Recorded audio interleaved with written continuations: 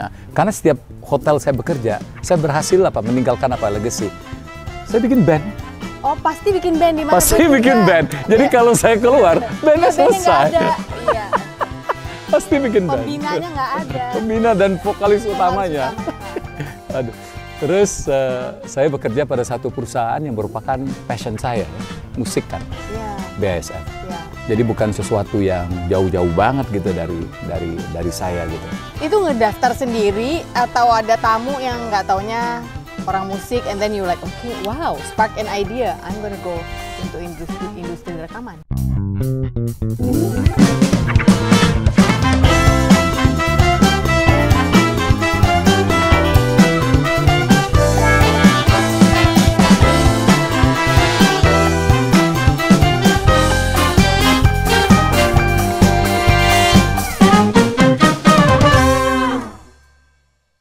I like your question.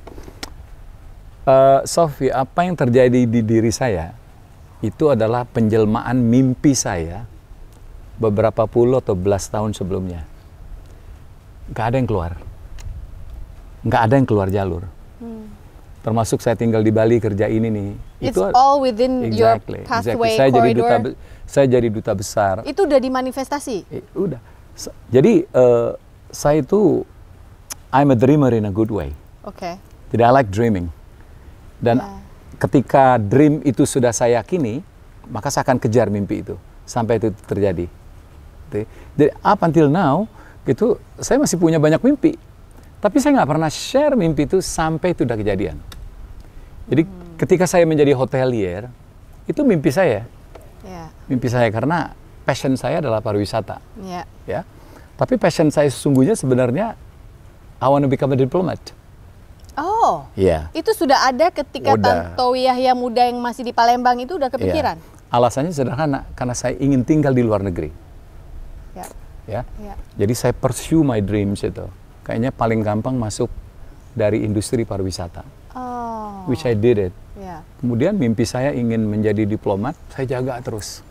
Dan kita kalau sudah meyakini mimpi itu, ada mestakung kan ya?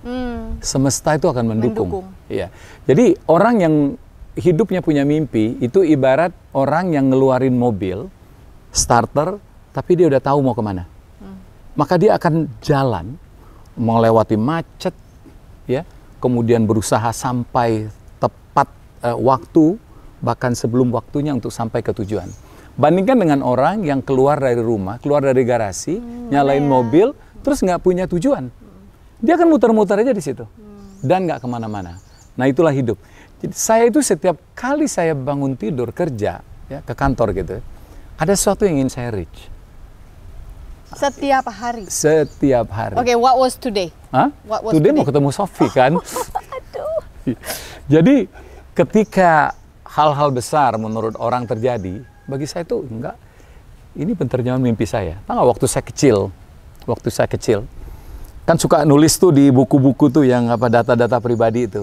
Cita-cita ya, teman-teman tuh mau jadi insinyur, mau jadi kiai, mau jadi guru. Saya sederhana, saya pengen beken. Wow, you actually wrote saya pingin jadi orang terkenal, beken. Saya pengen jadi orang beken. Terus teman-teman saya nanya guru saya, beken tuh apa sih? Kan belum terkenal waktu itu. Terkenal Pak, melalui apa? Ya nggak tahu, yang jelas bukan notorious lah. Tapi saya harus jadi orang terkenal. Kenapa waktu itu mikirnya orang terkenal punya banyak duit atau punya banyak kemudahan? Orang terkenal itu punya banyak kemudahan, udah pasti. Ya, sedangkan saya dari keluarga sangat miskin, bukan sangat miskin, dari keluarga miskin. Saya ingin keluar dari situ. Jadi kalau saya bayangkan bahwa saya dikenal orang, itu pasti banyak jalan, pasti banyak orang yang kasih ke saya gitu. Jadi banyak favor. Banyak favor. Pada akhirnya itu saya akan mengangkat saya dari root itu. Semua terjadi, alhamdulillah terjadi. Waktu kecil ngomong gitu sama orang tua dianggap agak beda nggak nih anak gitu? Saya tidak pernah cerita. Oh nggak pernah cerita? Nah, kalau saya cerita, saya takut dibilang sombong.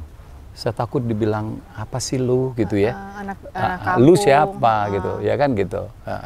Seperti saya mau tinggal di luar negeri, yang saya dapatkan tuh lebih dari itu sob. Saya menjadi orang nomor satunya Indonesia di luar negeri. Iya, dibayar. Sebagai duta besar. Bisa melayani, bisa bantu orang, semua satu package. Ya. Terus saya ingin berkarir di musik, bekerja di perusahaan yang terkait musik, terjadi semuanya. Jadi saya itu sudah punya roadmap gitu ya, yang saya tinggal jalani. Masa tapi waktu kecil nggak cerita sama siapa-siapa sih, nulis kayak apa gitu? Ya itu pengen beken itu aja. Oh, tetapi kan semuanya berarti ada di sini, mikir mulu dong. Pengen beken. Nah ini yang lebih, mohon maaf kita pakai kata gila ya. Jadi waktu saya di SMP suka lihat plat tuh, mendengarkan lagu-lagu yang saya nggak tahu ternyata itu lagu country. Oke. Ya, seperti Skeeter Davis, Conway Twitty, Everly Brothers, itu tuh makanan saya tuh. Ya. Sampai saya tuh bisa bahasa Inggris dari lagu yang saya dengar tuh. Bisa bahasa Inggris dari lagu? Lagu yang saya dengar. Terus waktu SMA sempat ngajar bahasa Inggris hasil dari dengar lagu-lagu? Jadi saya dileskan bahasa Inggris sama adik saya Helmi itu, saya kelas 1 SMP, Helmi 6 SD. Jadi ketika saya les pertama kali, saya tuh paling cepat bisa, tau nggak? Jadi saya ngerti, ini kalimat ini nyambung kemana? Dari lirik lagu aja. Dari lirik lagu yang kadang-kadang guru tuh sering bertanya, Tantowi kamu dapat kata ini dari mana? Jadi saya mendapatkan sesuatu mendahului ya teman-teman yang mulai bareng sama saya gitu. Jadi cepat sekali.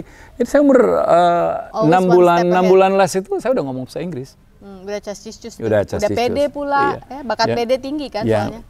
Iya. Kalau nggak pede nggak berani tampil sekarang. Iya.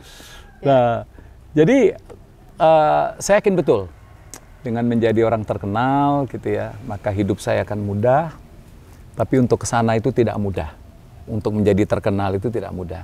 Untuk itu kita harus punya banyak modal. Jadi istilah sekarang itu comparative advantages. Comparative advantages. Kita harus banyak punya comparative advantages itu kelebihan-kelebihan yang tidak dimiliki peer group kita. Name one that you can name from your. Misalnya zaman itu bisa berbahasa Inggris itu masih luxury, nggak kayak sekarang. Tahun 70-an itu untuk orang yang tinggal di Palembang gitu ya, anak pedagang kacamata gitu, bisa bahasa Inggris, kemudian akhirnya diminta ngajar bahasa Inggris di tempat saya belajar itu. Iya loh, luar biasa banget. Is a luxury. Iya. Ya kan gitu. Terus saya kalau nyanyi lagu-lagu barat itu walaupun salah orang percaya loh. Oh iya. Pokoknya pede aja, gitu kan. Sementara yang nggak bisa bahasa Inggris itu nyanyi bahasa Inggris itu berusaha harus benar kan. Kalau saya salah-salahin aja, salah saya sambung-sambung sendiri, orang tetap anggap itu benar. I just make the sounds that make you confident that I can actually communicate gitu ya. Kata orang nggak mungkin salah lah. Tantowi nyanyi. Padahal saya nggak hafal lagu. Yang penting syair pertamanya aja, lirik pertama. Habis itu ngarang sendiri. Dan orang percaya. Wow. Oke. Jadi BASF berapa tahun tadi? BASF itu 7 tahun. 7 tahun. Ya. Nah, di situ kenal Bu Ani Sumadi apa gimana? Betul. Nah, saya kenal Bu Ani itu unik. Gara-gara saya di BASF itu ketua panitia BASF Award. You still remember that? Yes. Jadi waktu saya gabung awal-awal BASF itu, ketika saya rubah konsepnya dari sekedar acara insentif untuk para produser menjadi Grammy Award style event. Mulai saya bikin tata seperti itu. Kembali lagi saya lihat ini bisa dijual, saya package, saya buat gitu ya Mas? Iya, saya bilang nggak bisa lagi nih bikin acara kumpul-kumpul, dealer-dealer gitu ya. Kita harus bikin ini sebagai sesuatu yang mempunyai nilai buat para artis. Jangankan penerimanya, masuk nominasi aja itu sudah harus bangga. Jadi kita harus bikin itu. Nah, singkat kata bisa gitu. Nah, salah satu MC yang sering saya pergunakan itu almarhum Kus Sentratmo. Oh, malah Om Kus jadi MC di BASF Award. Wow. Awal-awal kan. Wow, nah, karena saya ketua panitia yang bikin acara, yang ngebrief itu saya. Acara itu seperti apa. Ya Mas Kus itu dia langsung lihat ya. Sebenarnya nggak usah gue katanya ini. Ini orang aja. Ini bagus banget katanya ngomongnya. Udah bisa bahasa Inggris, ngerti sekali gitu kan. Tapi dia tidak pernah mencetuskan itu. Ya karena saya belum siapa-siapa kan. Sampai satu hari Ibu Ani itu ngobrol sama Kus Hendratmo yang waktu itu sudah tenar dengan berpacu dalam melodi. Dia tanya ke Mas Kus, Kus, saya ini mau bikin kuis versi anak mudanya berpacu dalam melodi. Itu kita tahu akhirnya gitar remaja. Bagus itu Bu, pasti banyak ininya yang suka gitu. Iya, tapi saya udah tes, ada 7 kali MC termasuk penyiar-penyiar radio yang kata orang, kata anak saya tuh bagus. Nggak ada yang ini tuh, saya tuh nggak ada yang pas tuh. Ya ini soal selera ya Kus ya. Kus punya temen nggak? Nah, saya ada Bu. Ini anak Bu katanya, ngomongnya bagus sekali Bu. Manajer Bu di BASF, jadi dia nguasain bahasa Inggris dan suka nyanyi Bu di depan saya. Jadi ini anak udah lengkap Bu, apalagi untuk kuisnya Ibu. Ya good looking lah katanya, relatively good looking gitu kan ya. Ya Kus coba deh, dikenalkan ke Ibu. Ya ada. Kenalnya itu ajaib banget. Nah gimana tuh? Waduh, ada waktu cerita. Oh banyak, iya. Ini bisa 2 season sendiri Tantowi Yahya. Jadi, saya diundang oleh Ani Sumadi Production. Waktu itu ditelepon, Mas Tantowi diminta menghadap Ibu Ani Sumadi. Wih, berbunga-bunga dong sob. Saya kira ini saya bakal jadi peserta berpacu dalam melodi. Di mana? Di ruang VIP TVRI. Oke. Datanglah saya, udah pakai dasi, karena udah tahu. Terus karena itu undangan 3 hari sebelumnya, 3 hari saya belajar lagu lagi kan ya. Oh iya. Nunggulah saya di ruang VIP itu. Setelah berapa lama, Bu Ani datang. Kamu yang namanya Tantowi? Ya. Oh gitu. Mas Kus cerita hebat tuh mengenai kamu. Masa sih Bu, tentang apa Bu? Wow, katanya kamu ya hebat lah kayak gitu. Ya udah. Kamu bisa ke studio nggak katanya? Oh, di sebelah itu ada studio 2. Persiapan syuting berpacu dalam melodi. Begitu saya masuk, setnya udah siap, penonton tuh ada 100 sudah siap. Lighting udah siap, tapi nggak ada siapa-siapa. Nggak ada siapa-siapa di panggung itu. Saya kira saya sebagai peserta. Ya, diperkenalkan dulu setnya seperti apa. Tiba-tiba Bu Ani naik ke ruang kontrol di atas. Dari ruang kontrol dia ngomong, Tantowi, katanya, coba kamu berdiri di tempatnya Kus Hendratmo biasa berdiri. No.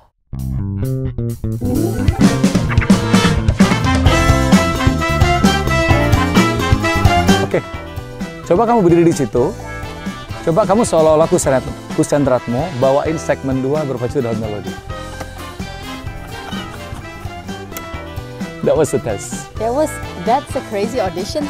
Kamulah Kus. Saya nggak langsung terima. Oh, oke. Nah, karena 2 bulan lagi saya merit, saya akan jadi orang terkenal di Indonesia. Karena nggak ada TV lain kan. Selebihnya adalah sejarah. Punya PD dari lahir itu berpengaruh ya Mas ya? Penting. Tapi waktu pulang hari itu lalu belum dikasih tahu apa-apa, nggak mikir tuh, nggak overthinking, nggak baper. Waktu tanya Mbak Dewi, ada deg-degan nggak? Kalau dia jawab, enggak, kamu jangan jadi host, kan kita mau nikah sayang. Nggak apa-apa, Kun. Oh my gosh, this guy PD-nya 1 juta, terus tapi nggak baper. Itu adalah perfect combo untuk sukses dalam hidup. Ini quiz yang saya cari selama ini. So you want to host the show? I do, but I don't want to join the audition. Wah, sombong gue keluar ya, udah mulai sombong nih.